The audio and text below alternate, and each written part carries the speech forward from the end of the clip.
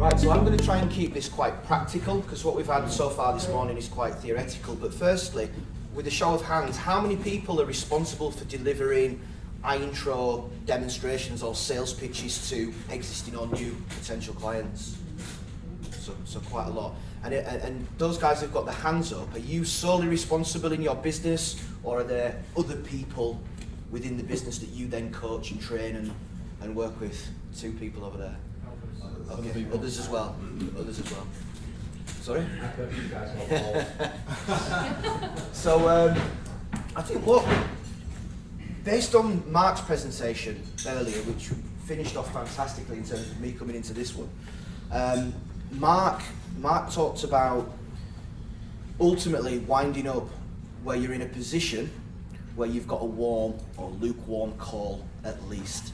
So I'm going to assume that from this day forward, everybody's going to find themselves in more positions where they're on the end of a phone to somebody and they're saying, oh yeah, hi, how are you, how's things? You may not have spoken with them before, but they've seen some kind of content that you've produced.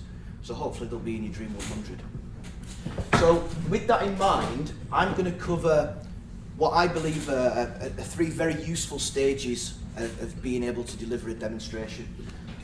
So the first part of that is closing for a meeting, because I don't expect everybody, to catch them on that first call and maybe spend an hour with them, talking them through everything. That's, in my view, not the right way to do it. So we'll go on to that in a second. Then we'll talk about delivering a demo, which then again I break down into 3, and then finally follow up. And follow up's not just something that you stick in at the end. As Mark alluded to earlier, that's a really, really important part. You can drive people to your website, you can drive people to our intro, you can do all of these wonderful things, but if you don't have a call to action and you don't systematically close them, you're not actually going to win very much.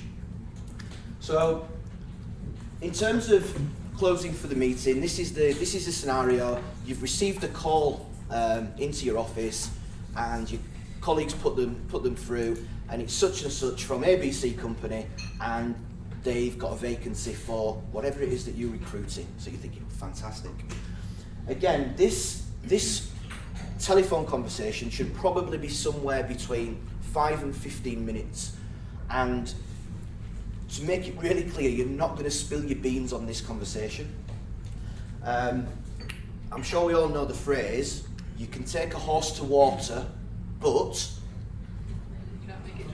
you can if you give it a bag of salt first.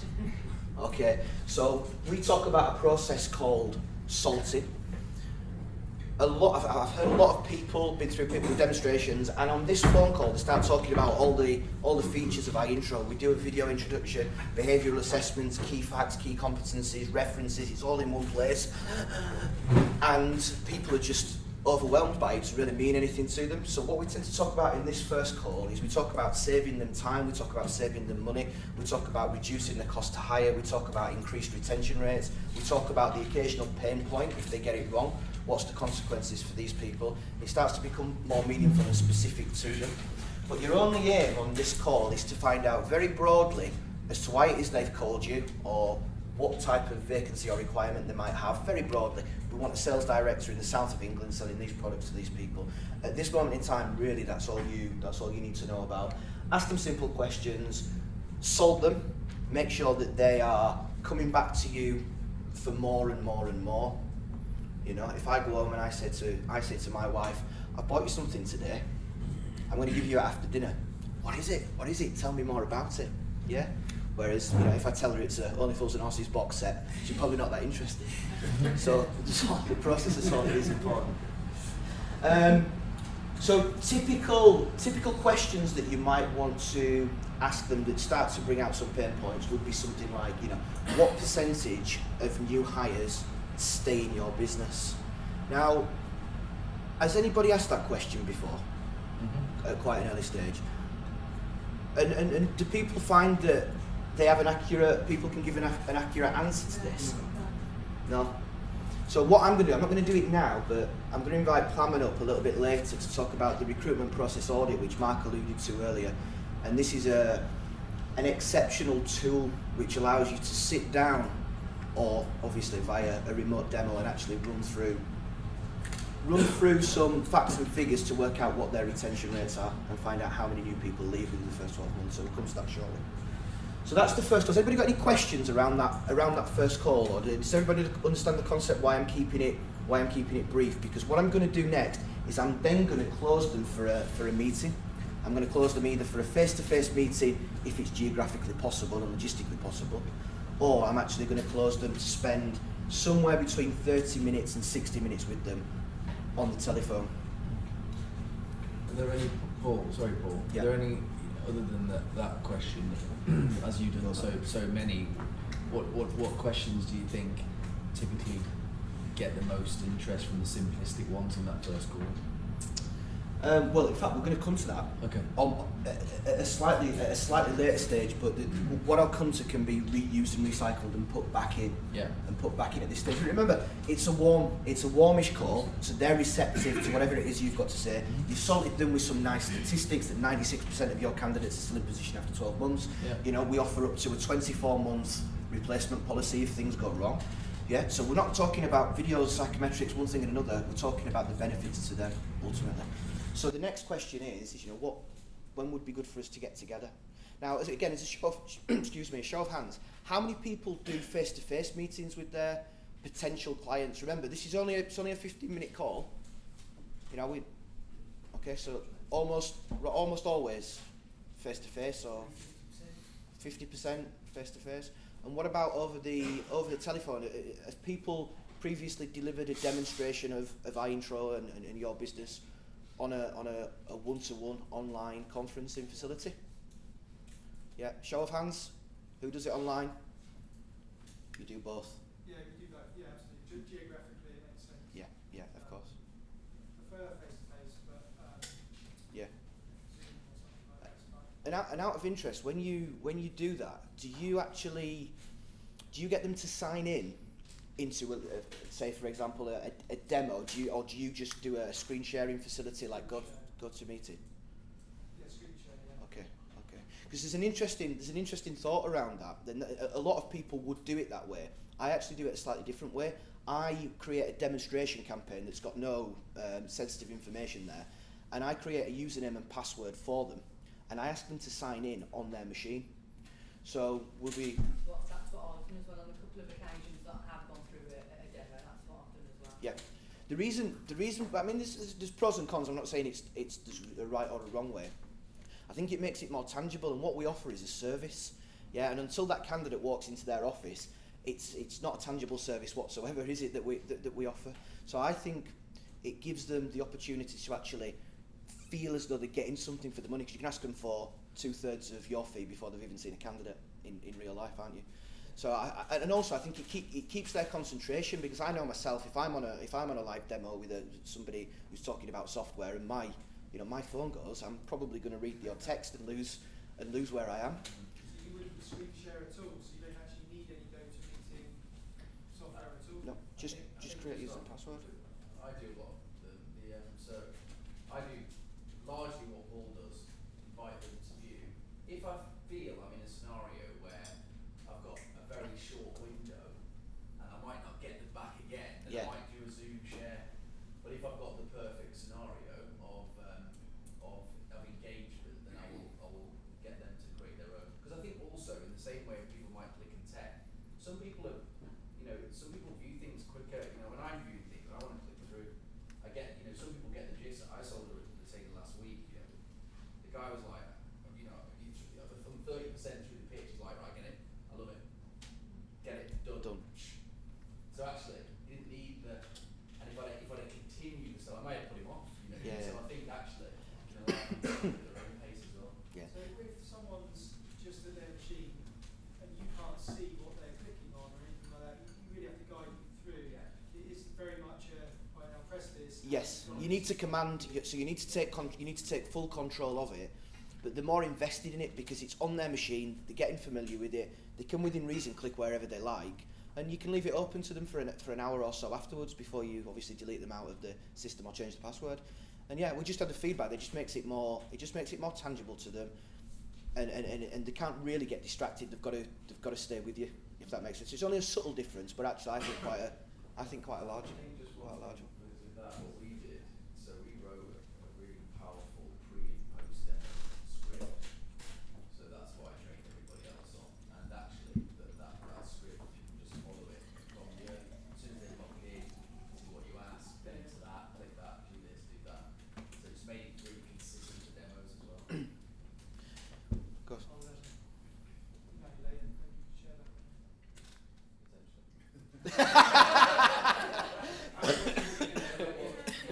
It's always a prize, Chris, isn't it?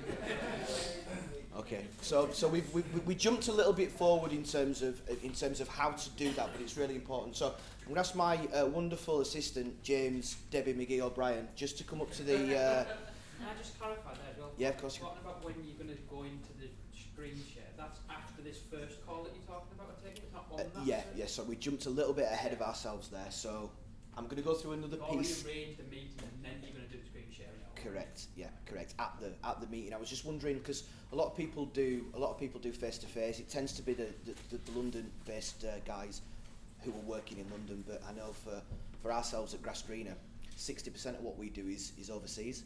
So it's not as easy to obviously maybe, so we rely on the interaction over screen or whatever.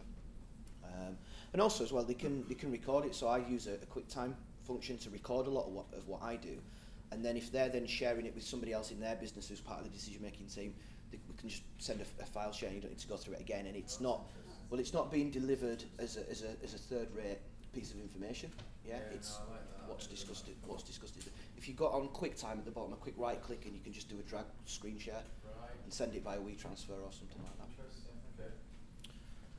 Interesting. Okay. Okay, so breaking. So you've agreed a time with them. You've agreed a time. I'm sure that everybody would then put this into their own diary and perhaps send their client a diary invite as to when this meeting's going to be. Also, I think you get more advanced at this. You might want to send them a couple of sequential emails leading up to the appointment to say, just as a reminder, this is what we're going to be discussing. A brief agenda, maybe, which can all be obtained from the files within iIntro.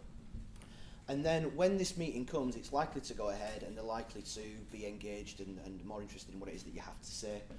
Now, when it comes to delivering, let's talk about delivering it not face to face, but over some kind of a screen share facility. You're going to break this part of the call down into three. So you're going to have the first section, which is all about questioning, because too many people make the mistake of telling, not selling.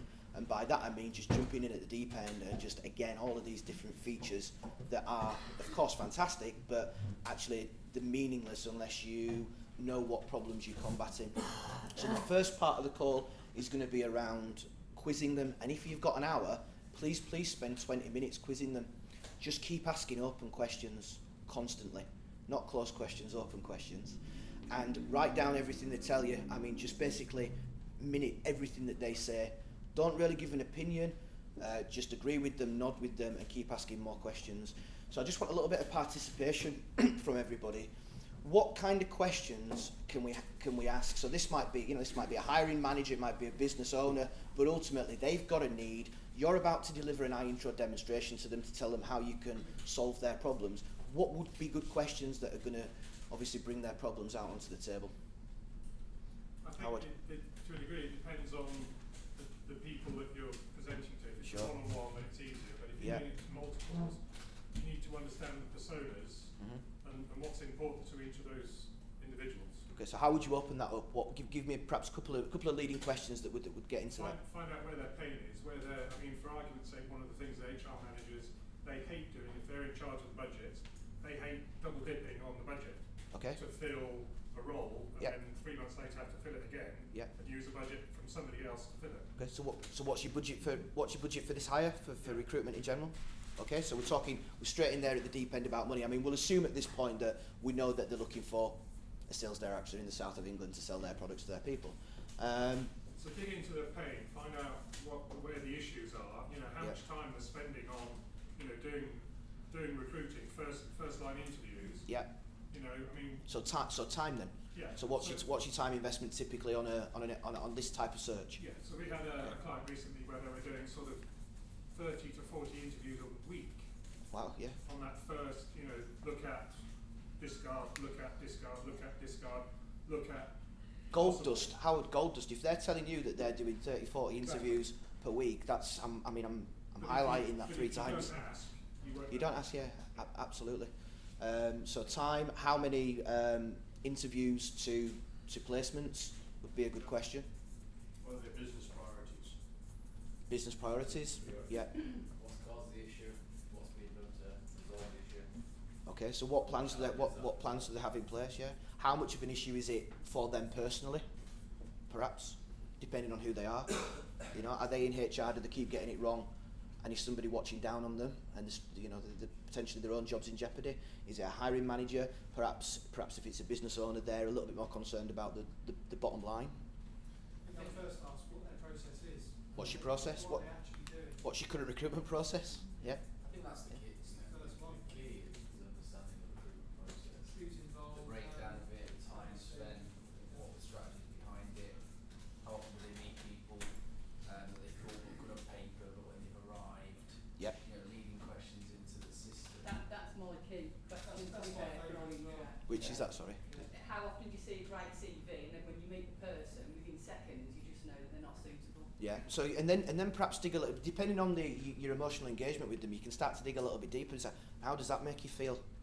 Oh, do you know, it's horrible. I always follow up with, and did you still spend an hour with them Yeah. because you felt you had to, or 45 minutes, but it's probably an hour. Yeah.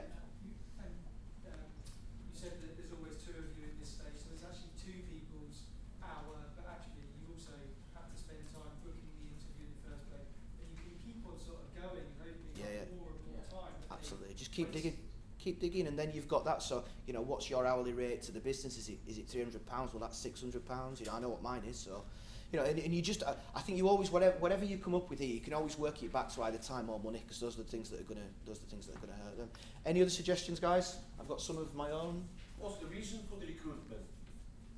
What commercial objective for this person or people deliver for the business? Yep. That's a very important one.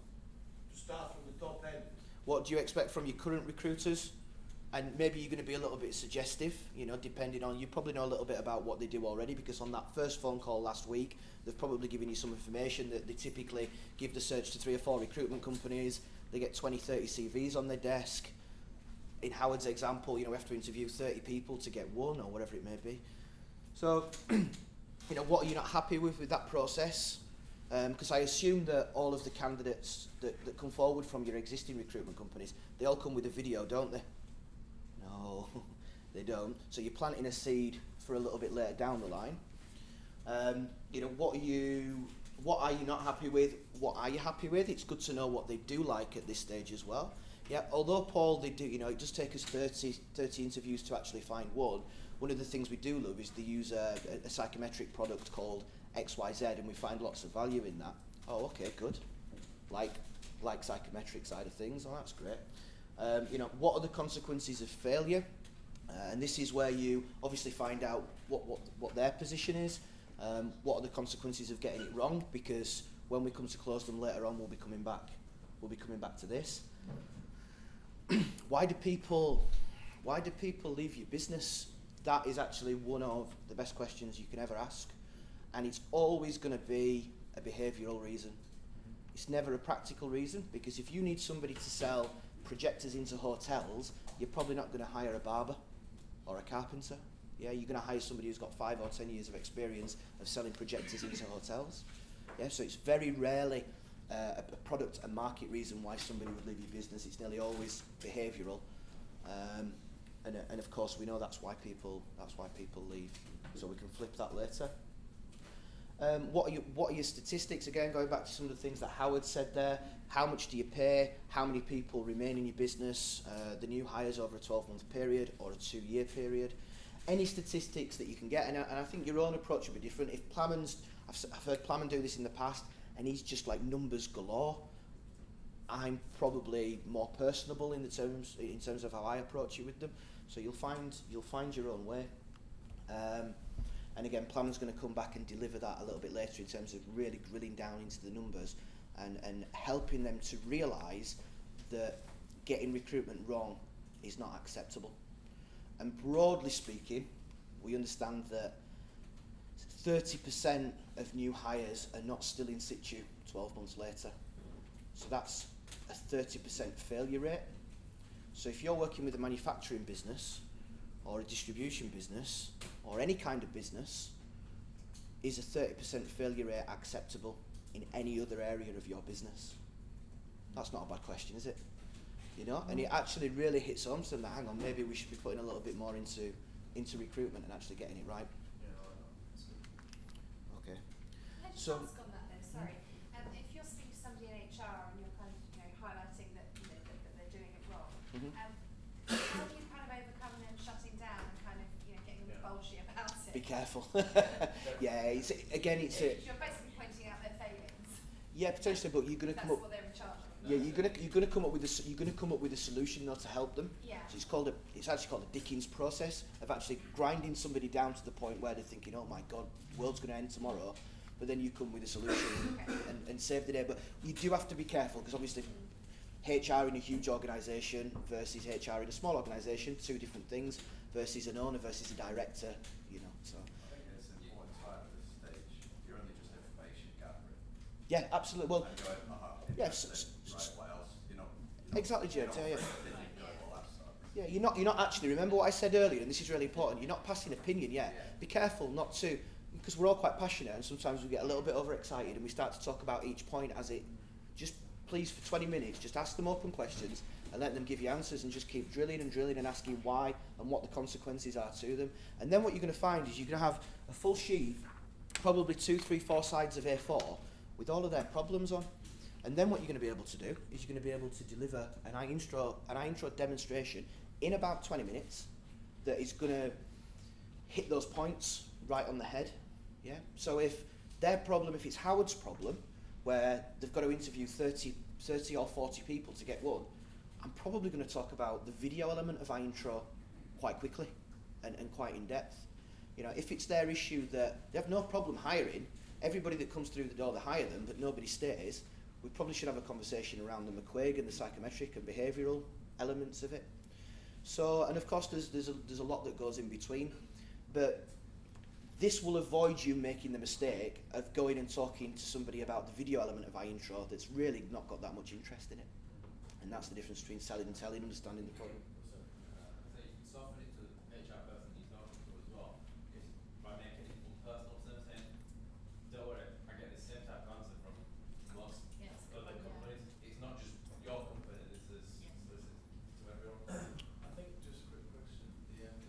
How many people send official agendas to the meeting or ahead of the webinar? Do many people send the breakdown agenda? Can we have a show of hands for that? Who sends an agenda before they actually go to a meeting?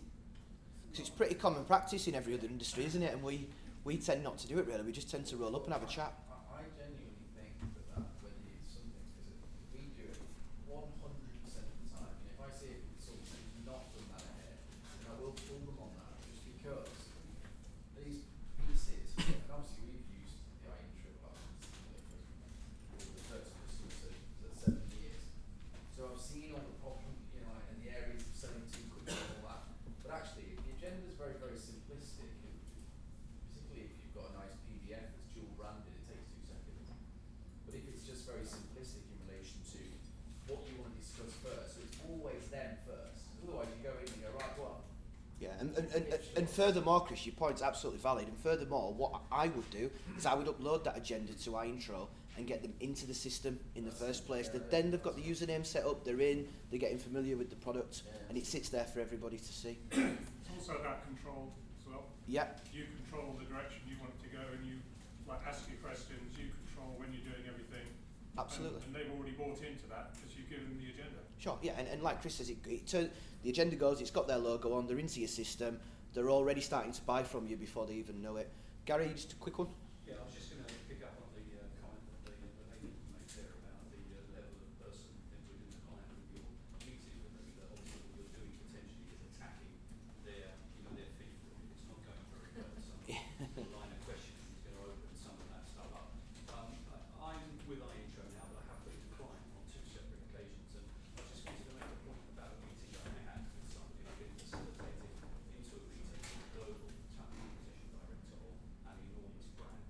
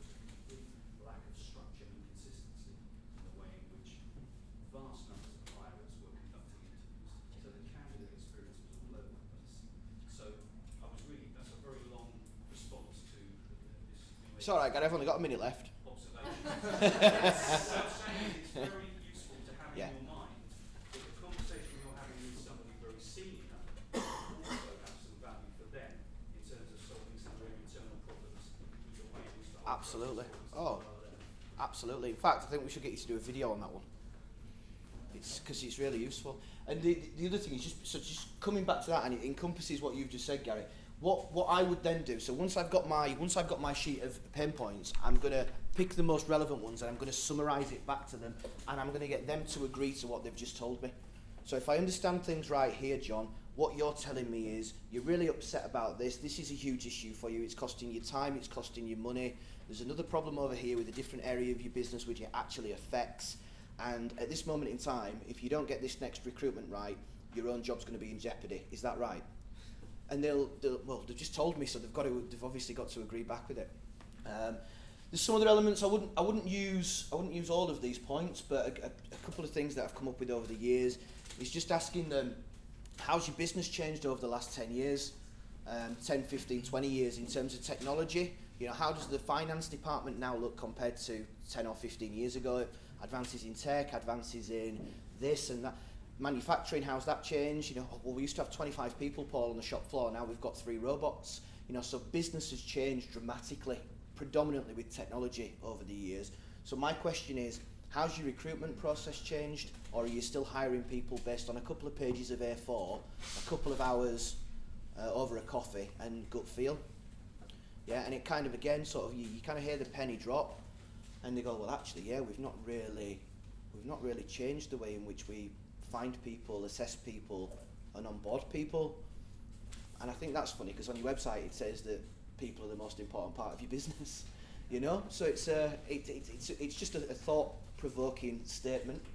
And of course, you know, this is a difficult one, and if we're talking about HR people, perhaps this is not the right approach, but every now and again you'll find the right time just to ask them, you know, you've invited me here as a professional, and I'm here to give you some advice, if nothing else.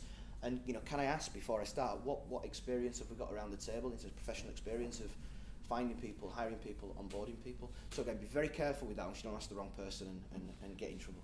But it's usually quite an interesting one, and it just helps you to command that room. You're positioning yourself as the authority and as the professional. I alluded to this one earlier, and I suppose if you take any of these away, this bottom one is really important. Is there any other process in your business that you would accept a failure rate of over whatever that percentage is of people who leave within the first year? Okay. Any questions? Just a very quick one. Yeah. If your idea about getting people to log in, do you just send them the login details like 1 minute before, or as you're on the phone? Kind of thing? Put them in the calendar invite, or you know, slightly before, or ping them a You don't really ping them a want text. them logging in.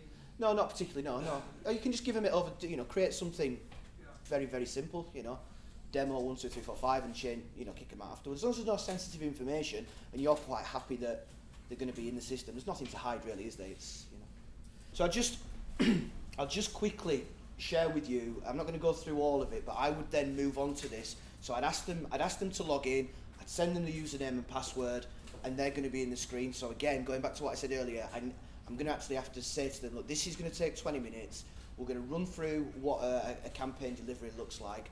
What I would ask you to do is, Mr. or Mrs. Client, is during this next 20-minute process, I'd like you to consider how different our solution is to the one that you've just described to me and the one that I've just repeated back to you. So the scenario where you've got 20, 30 different CVs on your desk and there's lots of problems and issues. And I'd just like you to move around the screen with me. So as you can see, I want you to imagine that move forward 3 or 4 weeks from engagement, and we're going to deliver you a short list of candidates that looks like this.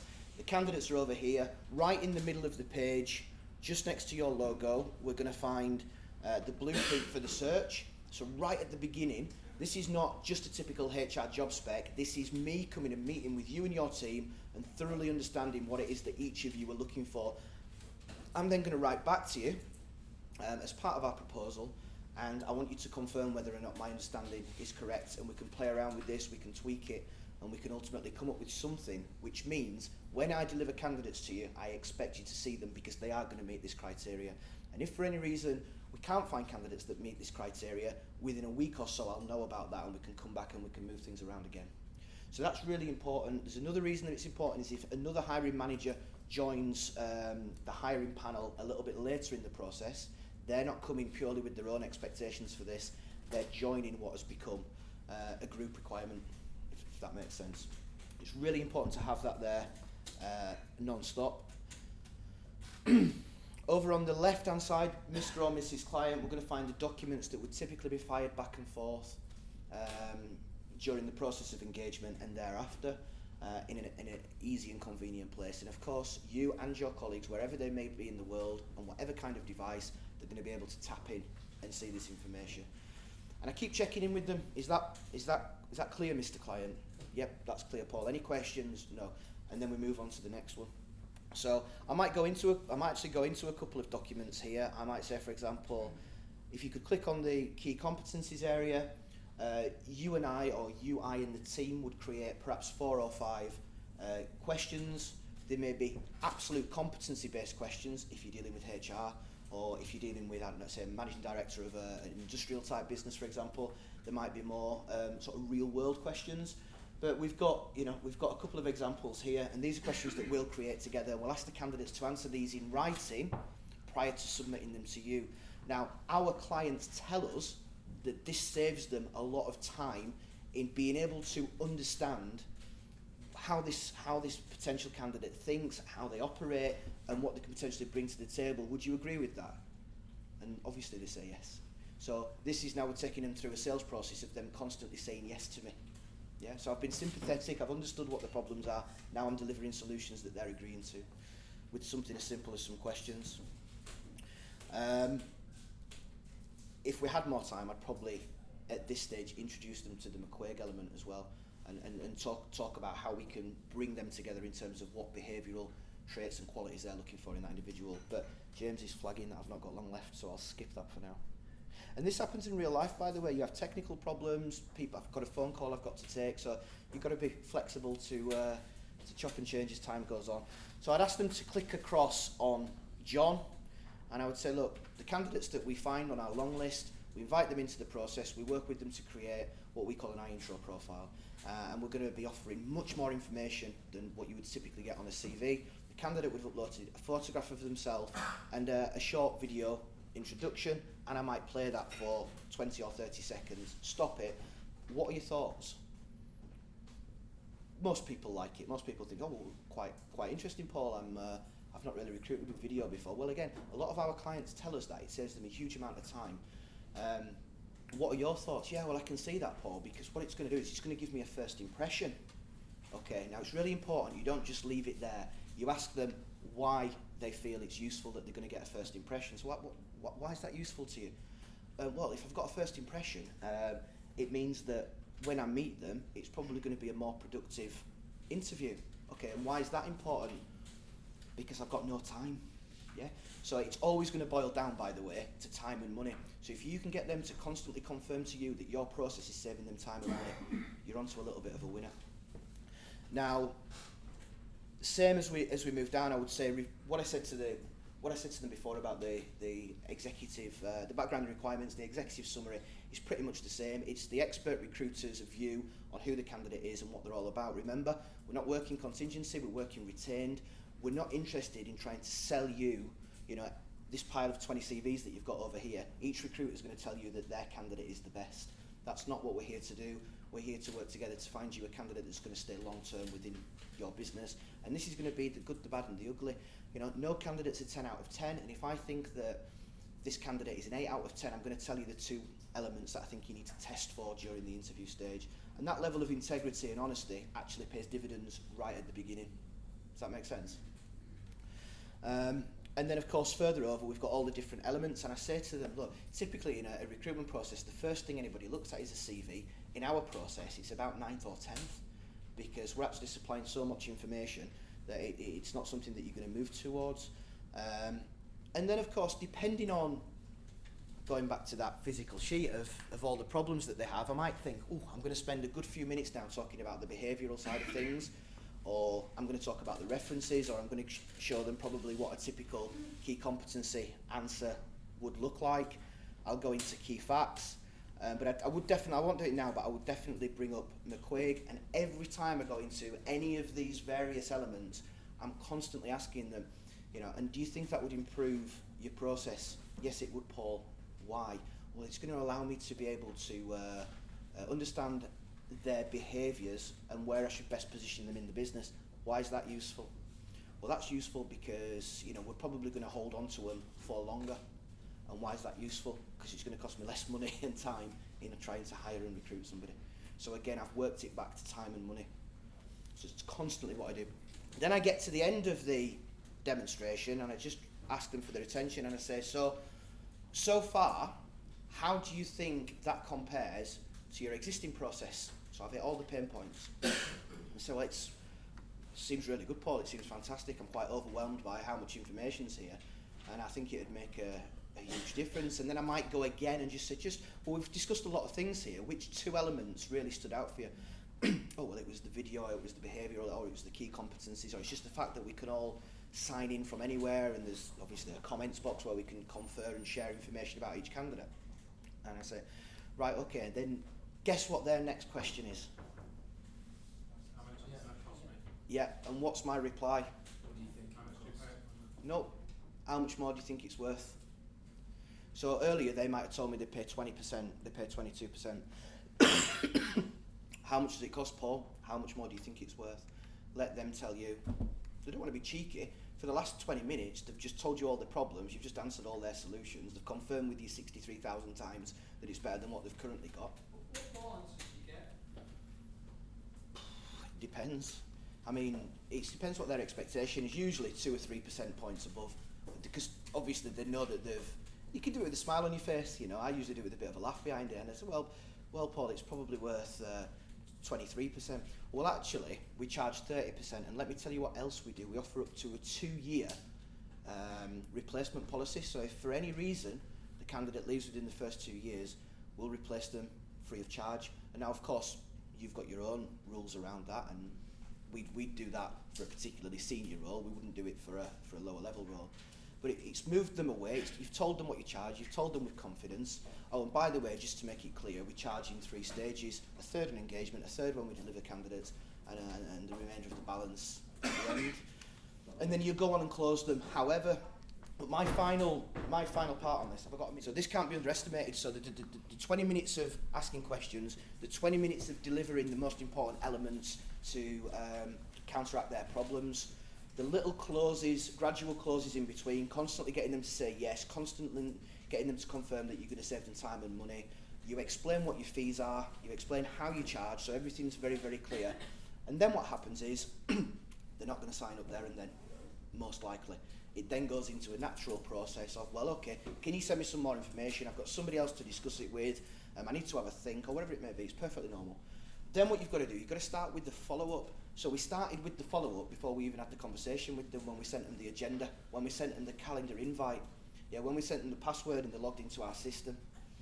When we, now we're going to write back to them with the proposal, including the background, B&R, background and requirements for the role. This is my understanding of what it is that you're looking for. Oh, and by the way, we might need another meeting to discuss that in a bit more depth because you only gave me the broad understanding. But no longer am I a recruiter just talking about the vacancy. I'm actually talking about their business now. So we set up their intro page, we invite them in. We create a candidate pack. I hope everybody's seen candidate packs. Doesn't take very long to put them together. It's the job spec, it's some of the McQuaig elements if they've done it at this point. I mean, just I'm talking about follow-up here, but follow-up can start before the demonstration, before you have the phone call. You might, on that initial phone call, just touch on McQuaig and say, oh, by the way, I'm going to send you a couple of McQuaig job surveys to complete so I can start to understand what it is that each of the hiring team are thinking about. So then they're not only logged into your system, they're not only using all of your other elements and they've seen your agenda, etc. They've also started to complete McQuaig's. You're edging them closer and closer to a sale. Yeah, before you even close them. Yeah, why not? They're free, aren't they? McQuaig job surveys. They cost you nothing. Send them out, use them, engage the team, get them thinking, give them feedback. Yeah, it's awesome. I don't use that enough. Should. Yeah, I've just used it recently with a client in Canada of all places. I mean, and they thought it was absolutely fantastic. It's ironic because McQuaig is Canadian. So then you'd engage them either before or after with this. You choose key competency questions. So based on their pain points, based on what you've discussed so far, you might propose, I don't know, 5 or 10 key competency questions and say, excuse me, and ask them to choose their 5 favourite, add to them, change them, whatever, get them back in. And then, of course, what you're going to do is you're going to send them a special payment agreement. So, you know, if your fees are 35% and you're only going to charge them 30, or you're 30, you can charge them 25, send a document to them that confirms that, and it confirms that you're not charging 30, you're charging 25. You're not, you're offering a 6-month replacement policy, yeah, or you're offering a 1-month money-back guarantee policy, and you're just reminding them that your payment terms are 7 days, which is always useful. And then you can send that via an EcoSign type service, and you get that back in. You've got the business. But these are all really important steps. It's all a process, and you know, with any process, if you miss one kink in the chain, it can collapse. So make sure you send an agenda. Make sure you send McQuaig's, Chris. Make sure you're doing more of it.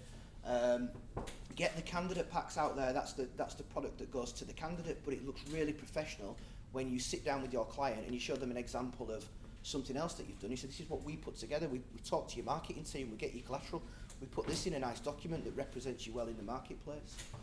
And then with a bit of luck, they'll sign and everybody wins. Any questions? Oh, you're easy. Right, well in that case, I think that's me done. Thank you guys. Cheers.